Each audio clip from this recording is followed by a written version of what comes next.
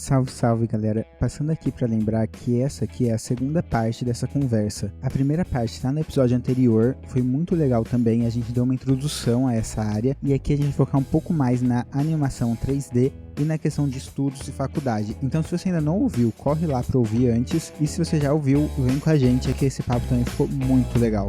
É isso então, espero que sejam todos bens e escuta aí gente, até mais. Queria entrar um pouquinho na parte de animação, né, que você falou que é o que você está focando no trabalho. Primeiro, você explicasse um pouco mais em que ramificação da animação você trabalha, que eu imagino que tenham várias. Consigo imaginar o 2D e o 3D, já imagino que sejam coisas bem diferentes, né? Então, eu trabalho mais com animação 3D, é bem diferente da animação 2D, né? Na animação 3D a gente trabalha com modelos 3D, né, que são polígonos no espaço ali e tudo mais. A ramificação da área de 3D para jogos, acho que ela não é tão grande, né? Acho bem direto, assim. Você pega o modelo 3D, faz o esqueleto dele ali e você pode animar ele. Você já falou algumas vezes hoje, né, que dos polígonos, assim, não sei. Eu tenho uma ideia do que sejam, mas eu não sei exatamente, não sei se dá pra você explicar rapidinho o que seria esses polígonos que você tanto fala. É uma parte meio complexa, assim, né? Eu acho que eu nem sei explicar direito.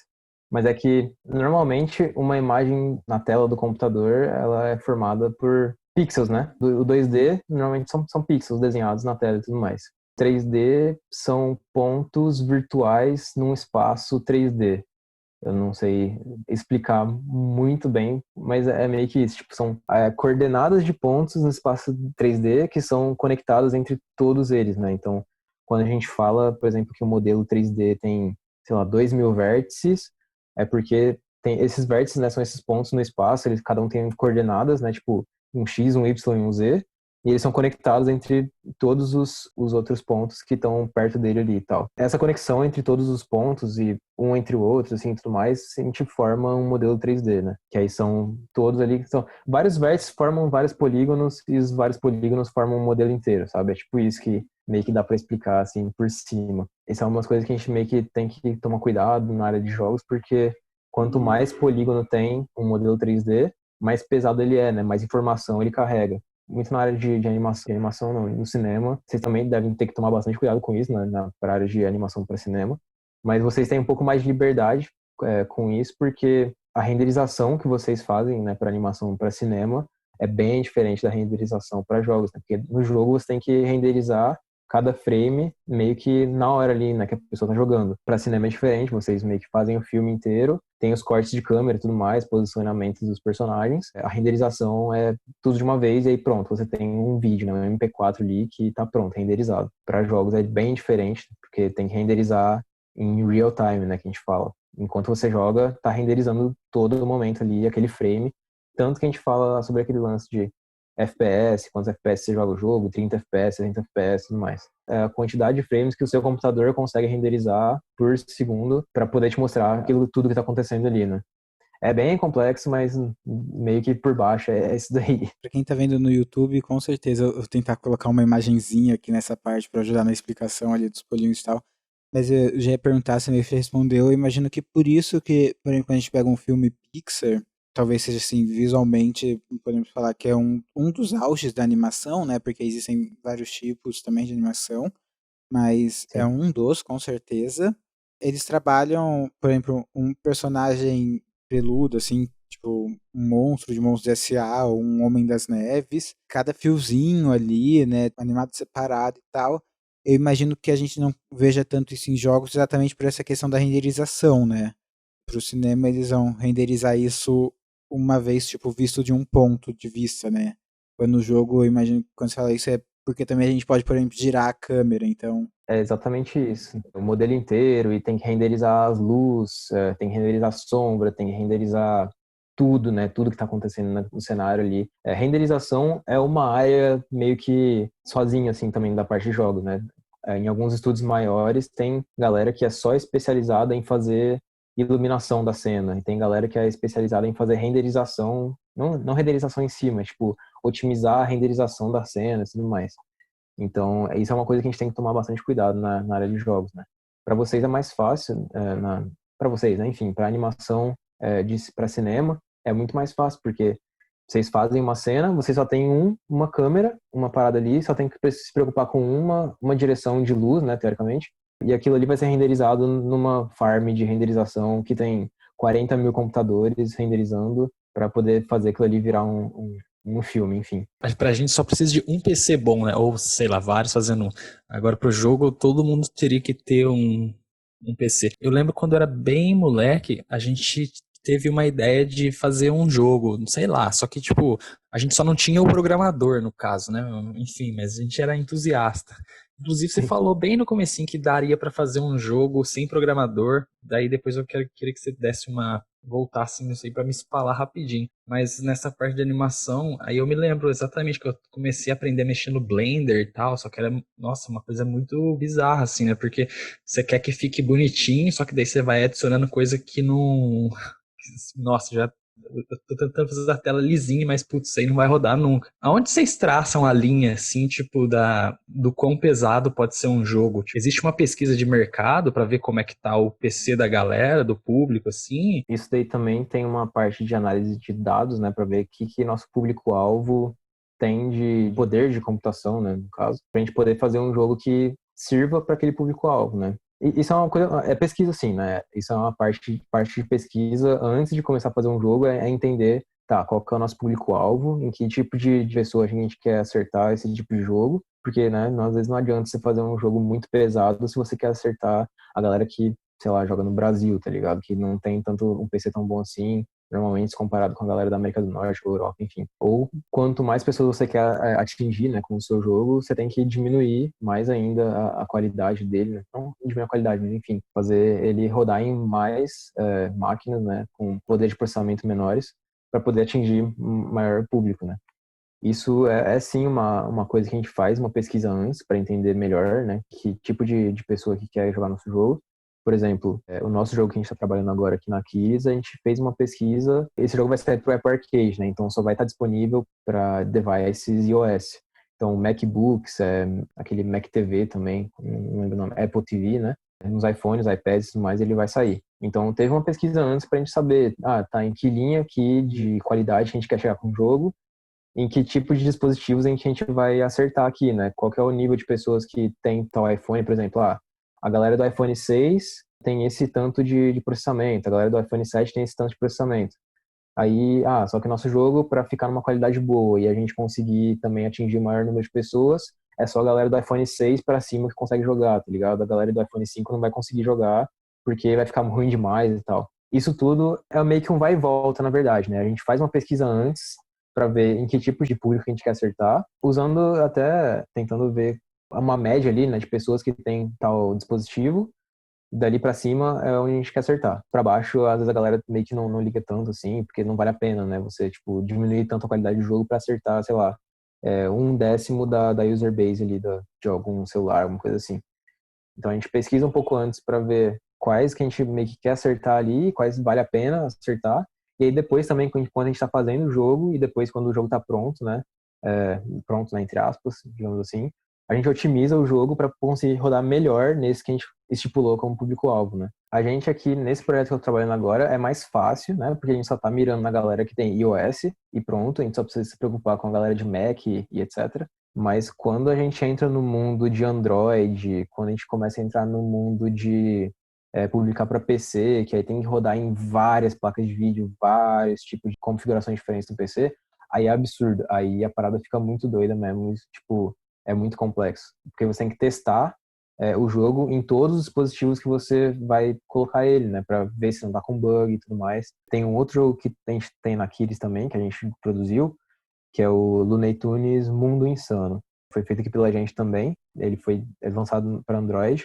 Então, tipo, ali na sala da galera que testa o jogo, tem, tipo, uns 20, 30 celulares diferentes ali, porque eles têm que testar o jogo em cada um dos celulares para ver se não tá dando bug, se não tá dando algum erro, alguma coisa assim. É muito louco, é bem complexo essa parte. Ainda na animação, queria perguntar um pouco, porque isso é uma coisa que eu sei que existe, mas eu nunca fiz, que é a parte de, você chamou de arte técnica, acho, ou de rigging, é isso, né? É rigging, aham.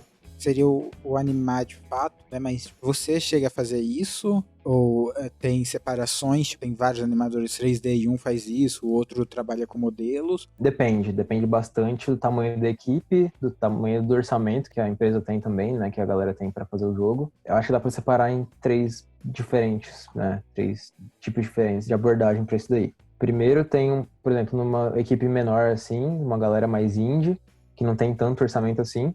Normalmente é uma pessoa só que faz meio que tudo da parte 3D, né? É a pessoa que faz modelagem, faz a parte de rigging, né, que é colocar o esqueleto no personagem ali e tudo mais.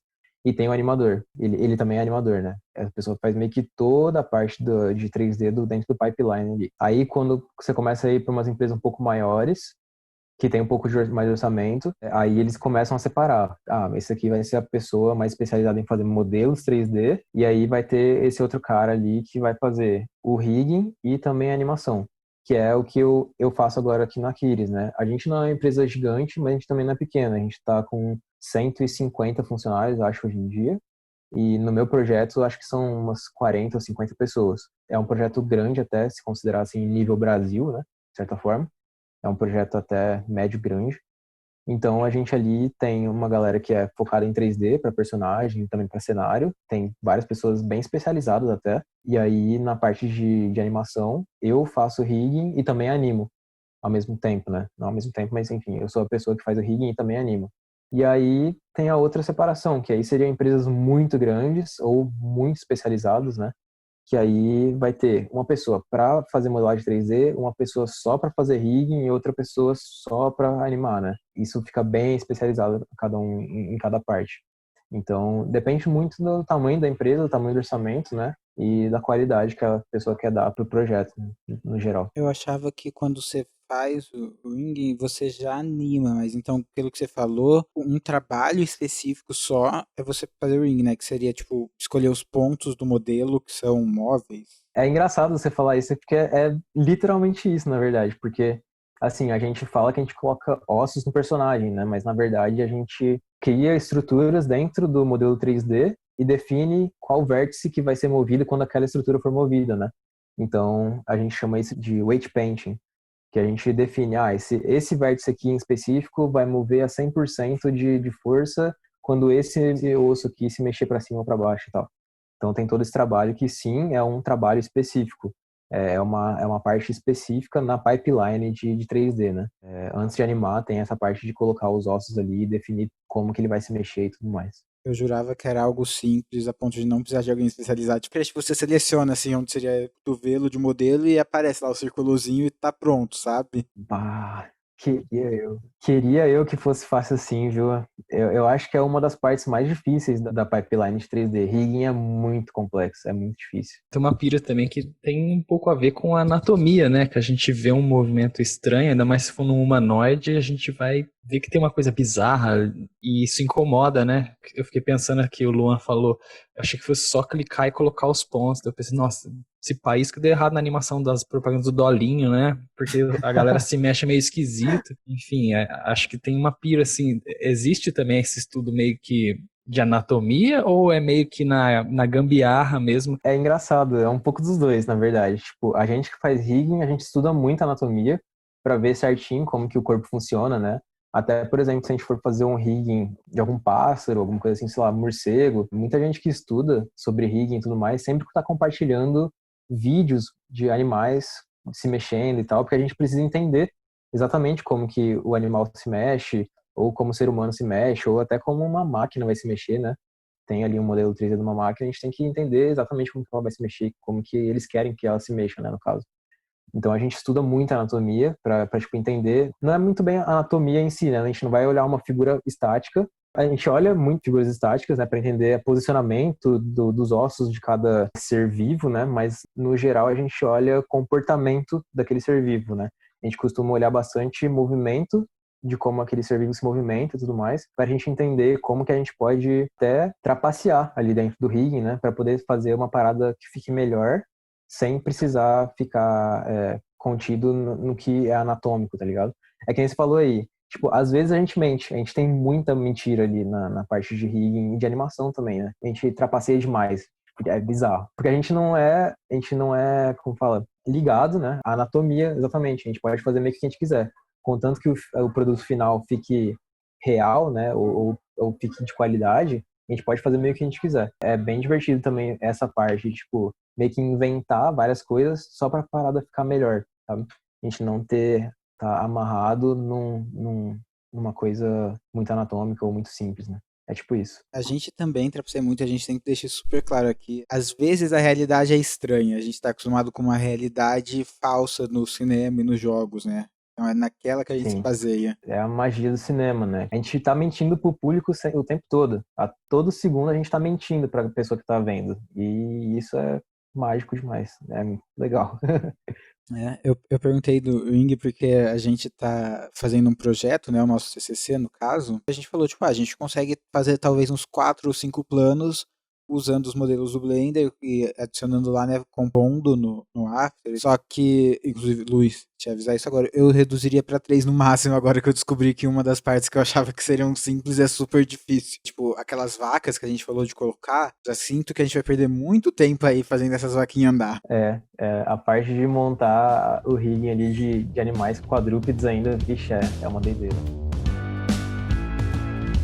Tem uma galera que pega uns personagens de alguns jogos, fico pensando naquele Team Fortress lá que teve vários. Tem uns do Shrek também, que a galera pega e fica brincando com isso, fazendo umas piras muito doidas. Como é que eles conseguem os modelos pra fazer? Ou eles refazem? Eu acho muito engraçado tudo isso. Tipo, é só um monte de bobeira, mas eu fico pensando, onde que a galera pega esses modelos? Dos próprios jogos? Não, na internet, assim, no geral. Então, às vezes é dos próprios jogos, né? Tem uma parada que a gente chama de. Eu vou usar o termo mais baixo, talvez. Assim, a gente chama de ripar, né? O modelo do jogo. A gente fala que eles só, tipo, extraem o modelo do jogo de alguma forma lá, né? Dos arquivos do jogo e jogam na internet. Tem muita gente que faz isso, né? Tem alguns sites que você consegue achar aí na internet qualquer modelo de qualquer jogo. Também tem a outra galera também que só refaz o modelo mesmo e é isso daí, sabe? Tem uma galera que manja muito, né? Tem muita gente fazendo modelo 3D hoje em dia. Às vezes a gente não percebe assim, estando de fora e tal, mas tem muita gente que faz modelo 3D.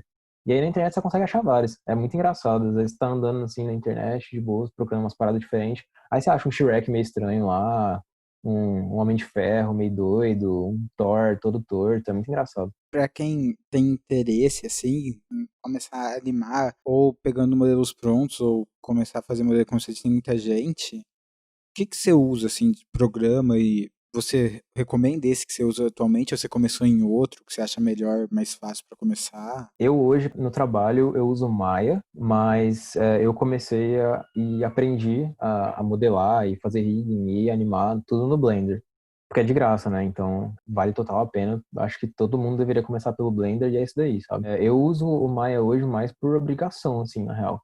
Tipo, eu até gosto dele hoje em dia, mas antigamente eu costumava odiar ele, eu achava muito ruim. Tava muito acostumado com o Blender, né? Então fiquei mal acostumado, não tava conseguindo usar o Maya direito. Mas eu acho que todo mundo deveria começar pelo Blender. Ele é de graça, ele é tão bom quanto o Maya ou qualquer outro programa aí, sei lá, o 3D Max, ou Cinema 4D também, que são outros softwares que você pode usar aí, mas pelo Blender ser de graça, eu acho que ele já ganha de todos eles pra alguém começar, sabe? Ele faz tudo que o Maya faz e tão bem quanto ele, sabe?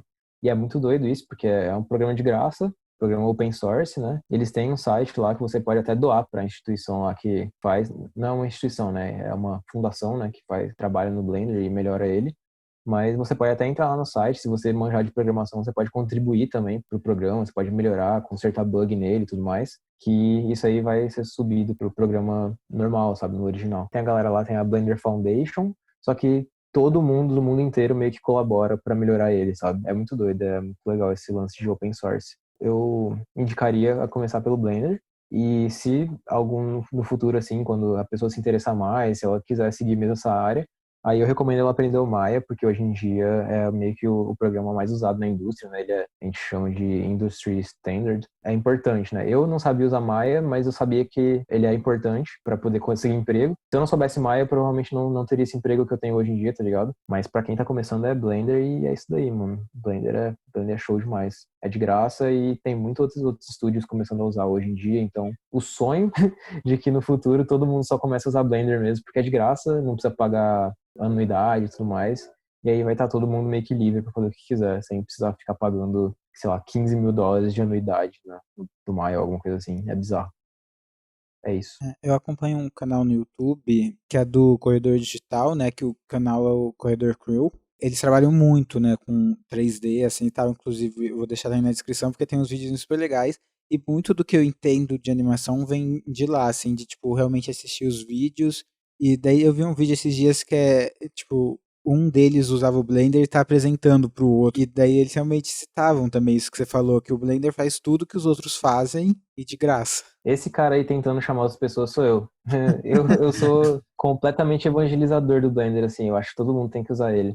Quanto mais gente usar ele, quanto mais profissionais da indústria souberem usar ele, mais fácil vai ser pra gente mudar de dentro, assim, a visão, né, que as pessoas tinham. Porque, assim, eu acho que o Blender só não é mais utilizado hoje em dia porque antigamente ele era meio estranho mesmo, sabe? Por ter pouco investimento nele, não ter tanta gente, assim, trabalhando nele. Ele era um programa meio estranho, assim, né? Muita gente nas faculdades já aprendia o Maya, então quando eu entrava na indústria, eu só sabia o Maya e era isso aí, né? Acabava usando o Maya mesmo para fazer as paradas e é isso. Mas aí hoje em dia eu, por exemplo, aprendi o Blender também porque na minha faculdade a gente aprendeu Blender, a gente aprendeu outro programa, sabe?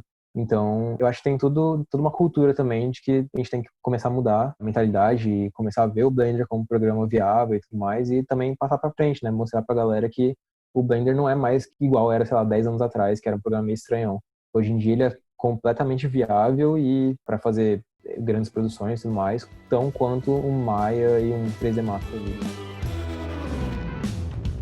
A gente está aqui falando de um contexto de universitários, né? Você já é egresso e tudo mais, a gente ainda é estudante, mas aí eu sempre gosto de tentar pensar assim, para quem tá fora, né, desse contexto de universidade, tá escutando aqui a gente, pensa assim, putz, eu acho da hora animar, baixei o Blender aqui. Por onde você acha que é interessante começar? Você acha que o YouTube tem uma boa linha de aprendizado, assim, ou tem lugares específicos? Você tem uma indicação chique aí? Pra quem quer começar assim a aprender ou sabe, pegar o fio da meada e depois a pessoa vai sozinha. Eu aprendi sozinho também, né? Eu comecei só vendo vídeos no YouTube mesmo, tutoriais e tudo mais, e meio que só dando soco na parede e aprendendo sozinho mesmo como fazer as paradas. Eu acho que é total possível, por exemplo, pesquisar no YouTube sobre animação 3D e assistir alguns tutoriais. Eu acho que hoje em dia deve ter muito mais coisa do que quando eu comecei, né? Eu comecei a animar acho que em 2017. Tinha algumas coisas já, mas ainda era meio precário, né? Não tinha tanta gente como eu vejo hoje em dia tendo. Hoje em dia eu acho que a qualidade dos tutoriais e a quantidade também deve ter aumentado bastante. Então eu acho que é tão simples quanto pesquisar no YouTube tutorial animação 3D, sabe? Ou alguns pontos também assim para começar, por exemplo, você pesquisar sobre os 12 princípios de animação. Isso aí é meio que o principal assim, para começar a animação. Tem um livro do Richard Williams, eu acho, de animação. Eu acho super interessante você pesquisar os 12 princípios de animação. É tipo uma das poucas coisas que eu pesquisei mais, porque o que eu uso de animação, assim, é só motion graphics, sabe? Tipo lower thirds e tal. Mas eu achei que só de ler quais eram os 12 princípios, eu já comecei a fazer umas coisas tão mais legais, sabe? Não é tipo só um retângulo aparecendo. Retângulo, tipo, o Sim, negócio de esticar, né? Assim, dar uma distorcidinha e voltar. Aquele overlay. Não é, chama overlay, mas overlay é uma palavra. overlap. É overlap, isso. Isso aí eu acho, eu adoro fazer. Tipo, eu acho que traz um arzinho muito bom, mesmo se for só pra você colocar o nomezinho da pessoa ali. É exatamente isso. O livro chama o guia do animador, acho que em português, chama The Animator Survival Kit em inglês. Eu acho que esse é o livro principal, assim, para qualquer pessoa que está começando a animar, tanto 2D quanto 3D. Nele ali, o livro cobre meio que todos os 12 princípios, né, de animação, e é sensacional. Você sai do livro, assim, de outro jeito. Eu até hoje, tipo, mesmo trabalhando na área, acho que faz uns 3 anos já, toda vez que eu pego o livro para ler de novo e até folhear algumas coisas e ler outras partes, eu aprendo uma coisa nova, sabe? Eu vejo, entendi, isso daqui dá pra fazer desse jeito, não sei o quê. Mas no geral, assim, só pesquisando no YouTube mesmo, ou talvez no Udemy, não sei se vocês conhecem aquele site de cursos e tudo mais. Lá no Udemy também deve ter alguns cursos de animação. Eu não sei nenhum específico por nome assim agora, mas lá você consegue achar alguns também, que eu acho que dá para dar uma ideia já melhor de, tipo, como usar o software, né, o Blender, exatamente. Mas no YouTube também deve ter bastante coisa já hoje em dia. Acho que a própria Blender Foundation, no site deles, no site não, no YouTube deles, tem uma playlist de, tipo, como usar o Blender para iniciantes. Então, lá você consegue ir até primeiros passos para conseguir entender a UI ali dele, na interface do Blender, sem ficar muito perdido. Porque de primeira vista, assim, quando você abre o Blender, assim, parece uma nave espacial, né? Tem muita coisa. E você sabe dizer assim, tipo, o que que a pessoa precisa... Eu realmente não tenho ideia. Seu computador precisa ter uma placa de vídeo, você precisa ter muito processamento, muita RAM. Eu acho que dá pra começar com um pouco, mas é meio precário, tipo, a animação 3D ela é meio elitista, assim, digamos, porque ela precisa que você tenha um computador bom pra você conseguir fazer um trabalho direito, sabe? Você não precisa do melhor computador do mundo, nem dos equipamentos mais atuais, mas tem que ter um investimento ali sim, porque o 3D ele é muito pesado, né? Ele usa muito processamento. Não é nem tanta placa de vídeo, na real, é mais processador que precisa ser bom. Eu acho que até rola de você fazer animação 3D de boa sem uma placa de vídeo, mas você precisa de um processador muito bom, porque o tipo de processamento que o seu computador faz para você poder animar, né, ou você poder dar play numa parada que está animada, é processamento na CPU. Eu acho que no Blender ele já tem um lance lá de que ele consegue transferir uma parte do processamento para a GPU, né, que é para placa de vídeo. Então, se você tiver uma GPU, é melhor ainda, né, que você tira um pouco do peso do processador. Mas eu não acho que um PC de baixo investimento assim consiga fazer uma animação de boa, sabe? Um PC médio ali já tá bom e já funciona bem. Eu acho que até é melhor pesquisarem, quem tá ouvindo aí pesquisa melhor sobre isso, porque eu não sei dizer exatamente, tipo, quanto de investimento financeiro, né, até uma pessoa precisa para começar a animar em 3D. Eu sei que precisa de um pouco de investimento no PC bom, mas eu não sei qual que é o nível assim de investimento financeiro para isso. A gente só não pode deixar de perguntar isso. É um assunto até que volta que você falou já para quem não está na faculdade, né? Mas para quem está nessa fase também de pensando em entrar na faculdade, se interessa em jogos, você acha que compensa a faculdade? Você que fez, você se formou, né? Você não é do curso, você acha que compensa? É um caminho bom? Eu sou uma pessoa que não gosta muito da academia, tá ligado? Esse lance de fazer faculdade para poder se formar e fazer outras coisas. Eu não sou muito evangelista desse tipo de coisa. Eu não acho que eu precisaria ter feito a faculdade para trabalhar com o que eu trabalho hoje, mas eu sinto que ter feito a faculdade me ajudou muito, porque ela me deu muita carga de experiência, assim, né, de várias coisas diferentes, de experimentar mesmo diversas coisas e também ter contato com várias pessoas diferentes que pensam meio diferentes de áreas diferentes, né? A faculdade me deu toda essa carga e também me ajudou no meu próprio trabalho, né? Eu entender melhor todas essas áreas me fez ser um animador melhor, porque eu entendo melhor a conexão entre todo mundo, né? Eu entendo que um programador precisa do meu lado, o que eu posso facilitar para um programador, o que eu posso pedir para uma pessoa que faz um modelo 3D, né? Eu acho que seria um pouco mais difícil de ter né, essa carga de experiência sem ter feito a faculdade. Eu não acho que é necessário fazer faculdade para trabalhar com animação 3D, sabe? Mas eu acho que ajuda. Se a pessoa não tem possibilidade, né, de fazer uma faculdade, não tem como fazer uma faculdade, não precisa achar que é só por esse caminho. Não é só por esse caminho. Você pode aprender sozinho, animação 3D. Eu já conheci bastante gente que só aprendeu pela internet mesmo sozinho e hoje em dia tem trabalhado na área, né? Então tem possibilidade, sabe? Você não precisa fazer uma faculdade. É bem o que eu disse, tipo, a faculdade vai te ajudar a ter mais experiências e conhecer pessoas, né? Eu acho que esse é um ponto muito forte também da faculdade, é o networking, né? Hoje em dia, com a internet, é muito mais fácil também você conhecer outras pessoas da área e tudo mais, mas a faculdade é diferente, né? O jeito que você se interage com a pessoa pessoalmente ali, com o pessoal da sua classe, ou com as outras turmas, ou quando você está num campus maior também, interagir com pessoas de faculdades diferentes, né? Também te ajuda a ter outras conexões, né?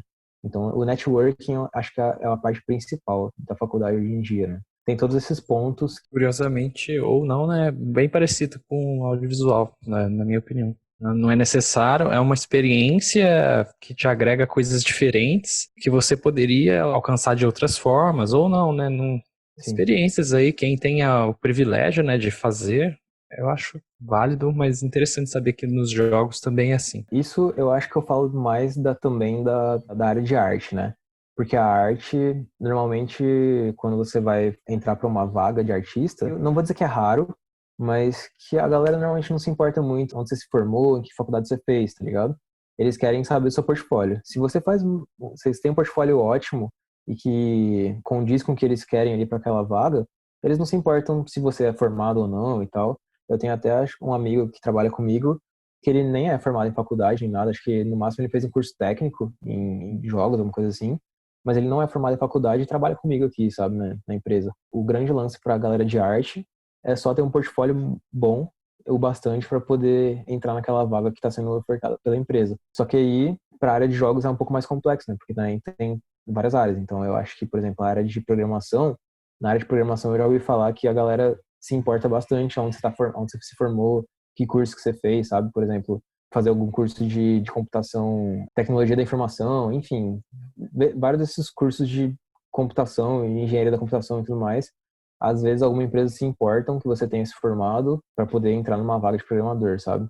Para artista, parece que é mais fácil, né? Eles não se importam tanto com isso, eles só querem saber se seu portfólio é bom bastante. Talvez, então, até isso seja legal para quem tá já, por exemplo, numa faculdade de cinema, mas se interessa por jogos, provavelmente não como programador, né? Mas talvez você estava estudando animação para cinema, ou mesmo se você estava estudando fotografia, e não sei, porque você falou que tem toda uma área de iluminação, né? Dentro dos Tem. jogos. Então, talvez se você estava se especializando em direção de fotografia para o cinema e você se interessa em jogos, talvez seja até uma porta, né? Porque você já tem um conhecimento. Trazer esse conhecimento para outra área talvez seja mais fácil do que começar do zero. Com certeza, tipo, muita gente até em empresas maiores, né, se a gente for falar dessas empresas AAA, essas empresas gigantes que fazem jogos, lá você vai ver muito mais gente que era de áreas completamente diferentes indo para a área de jogos, sabe? Trazendo conhecimento de outras áreas diferentes, que você falou aí, a área de fotografia, serve muito bem para algumas áreas ali de iluminação, né? Até environment, ver aquele lance de montar lugares, né, de interesse para o jogador e tudo mais. Eu acho que entra no que você falou, né? Tem a grande área da arte que a gente tá tudo incluso aí, né? Sim. Até o olhar, né, que você começa a desenvolver mais quando você tá criando o que for, você começa a desenvolver um olhar, né, tipo de criação mesmo. Porque, por exemplo, depois que eu comecei a estudar cinema, assim, até o jeito que eu consumo música, jogos, até livros, às vezes, mudou um pouco. Você olha tudo com um olhar mais crítico, né, de certa forma. Não crítico totalmente, mas você consegue entender melhor, aquele cara fez desse jeito, ou como que será que ele fez aquilo ali, né? Quanto tempo será que demorou? Não sei o que, é bem legal mesmo. Uma coisa, agora me veio essa pergunta na cabeça. Quem faz faculdade de cinema fica assistindo os filmes e perde um pouco da emoção, né? Porque você fica com aquela coisa técnica na cabeça, você vira um chato. Agora eu quero te perguntar aí a hora da verdade. Você consegue jogar os jogos e se divertir tanto quanto você fazia antes? Ou mais, talvez? Ou realmente você não consegue, você fica pensando em coisas técnicas e tal? Só lança braba aí. Esse é um tema, tipo, que a gente fala demais na área de jogos, né? Que, tipo, uma pessoa que quando aprende a fazer jogo não consegue gostar mais de jogo nenhum, porque ela começa a prestar atenção em todos os defeitos e também qualidades, né? De todos os jogos que ela joga. No começo, quando eu comecei a aprender sobre jogos e como as coisas funcionavam, né? Programação, arte, animação, não sei o quê, eu prestava mais atenção nisso, né? Eu ficava, ali tá rolando aquele bug, aquele tá acontecendo ali, não sei o quê. Mas depois de um tempo você meio que enche o saco, tá ligado? Aí, às vezes, quando você tá jogando, você só desliga o cérebro e só joga mesmo. Mas eu, como animador, eu tô sempre olhando pra tudo que se movimenta de uma forma crítica. É chato até. Eu não fico falando pra todo mundo, tá ligado? Tá ali, aquilo ali, acontecendo daquele jeito. Mas, na maioria das vezes, quando eu olho alguma coisa, eu tô sempre analisando. E é meio passivo, assim. Eu só não percebo mais que eu tô fazendo isso. Só faço, sabe? Começo a analisar as coisas. Às vezes é chato, mas às vezes é divertido também, né? Porque você começa a aprender bastante coisas diferentes. Você começar a ter esse olhar mais crítico, você consegue aprender mais também com aquilo que você tá vendo, tá jogando, enfim. Então, isso traz para o seu próprio trabalho depois, né? Quando isso dá uma carga de experiência para você aplicar no seu próprio trabalho depois. Então, tem esses dois lados, né? É um pouco chato você fazer isso, mas também é legal porque você começa a aprender e ver coisas diferentes e tudo mais. É a dualidade do homem. É claro que a gente não conseguiu passar por tudo. A gente tinha separado questões também que a gente não conseguiu passar, várias, e que iam render muito assunto. A gente já tá aqui com 12 ou 13 episódios no momento que a gente tá gravando esse. Eu não sei o momento exatamente que esse vai pro ar, mas já vai ter, tipo, mais do que uma dezena de episódios. E a gente passou por nada da área de audiovisual ainda. Imagina tentar passar por outra área em um episódio. Inclusive, se o pessoal que tá ouvindo gostou, assim, a gente pode ver de tentar trazer o Felipe de novo ou outras pessoas da área para aprofundar mais em outras partes, né? A única coisa que ficou aqui na mente aí, mas fica pro próximo, é pra você falar aí como é que faz um jogo sem programador, que essa aí eu vou dormir matutando, mas deixa pra próxima, faz um suspense. É interessante, né? Porque fazer um jogo sem programador, você tem meio que a liberdade de fazer meio que você quiser ali na parte artística. É isso, vai ficar aí pro próximo episódio. Bom, então, antes de encerrar, né, tem a outra pergunta que a gente também traz para os convidados, que é pedir referências também, né? A gente vive falando pro pessoal no audiovisual pegar referências, as coisas assim, que isso é muito importante. Eu não sei o que seriam as referências na área de jogos, seja algum jogo que você acha muito legal, alguma coisa de ler, alguma coisa de assistir. Ó, eu acho que um filme que me fez meio que me apaixonar, assim, pela área de jogos no começo, eu não acho que ele seja a melhor representação da área de jogos, mas é um filme que vai te dar uma ideia de como funciona o desenvolvimento de jogo, assim, da galera mais indie, que é aquele Indie Game The Movie, pra quem quiser assistir filmes, né, e tal. Ele é um filme que conta um pouco sobre alguns desenvolvedores ali, acho que são 3, acho, desenvolvedores. O filme é meio que um documentário, enquanto esses desenvolvedores estão fazendo os jogos, sabe? Então ele vai contando uma história durante o processo de desenvolvimento de jogos e depois quando ele lança. Então é bem legal para quem tá querendo entender um pouquinho mais sobre a área. Eu não acho que ele é totalmente representativo de como acontece de verdade, mas eu acho que ele é legal para dar uma ideia. Foi ele que meio que me trouxe a atenção para a área. Tem um canal, para quem gosta de documentários e entender melhor como que jogos são feitos mesmo, tem um canal chamado NoClip no YouTube. É tipo um canal que tem Patreon, e uma galera dá suporte para ele lá, né, tudo mais. Esse canal costuma fazer vários vídeos, documentários sobre vários tipos de jogos que já existiram, que existem, né, enfim. Como que foi o desenvolvimento desses jogos.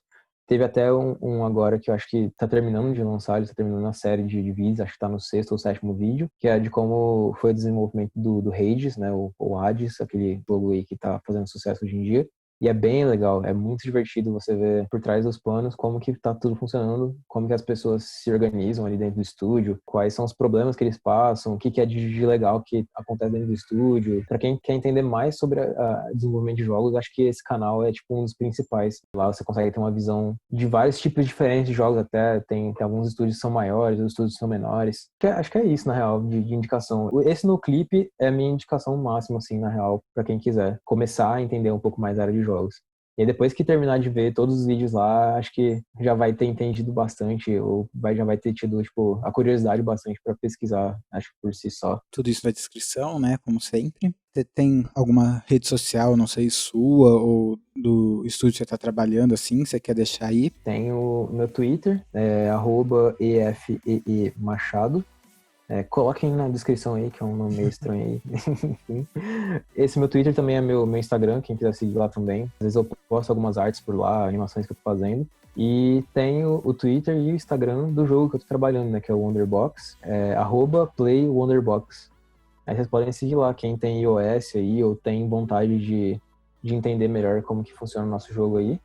Que talvez no futuro possa ser lançado aí para outras plataformas, não sei se vai acontecer, mas está para lançamento em breve aí também no iOS e nas plataformas de iPad, iPhone, enfim. Sigam lá para ver como que tá o desenvolvimento do jogo. A gente está postando bastante videozinho de gameplay e mostrando algumas coisas de como o jogo funciona. Acho que vocês vão gostar. Legal. Bom, lembrando as nossas redes sociais, nosso Facebook e Instagram, vocês encontram a gente como @LuzCameraPodcast. Caso você queira entrar em contato por e-mail, também nós temos o luzcamerapodcast@gmail.com. E a gente fica por aqui com esse papo sensacional que foi. Agradecer também a presença, né, por ter aceitado o convite. Você trabalhando aí no jogo deve estar apertado tempo, mas muito obrigado por vir aqui. E fica o convite também para voltar sempre que quiser. Show de bola, eu que agradeço o convite aí, foi massa demais conversar com vocês. Espero que a galera tenha curtido aí também e se interessado mais. E também entender que a gente tá todo mundo meio que junto, né, nessa mesma. A gente passa pelos mesmos perrengues e a área de cinema, a área de jogos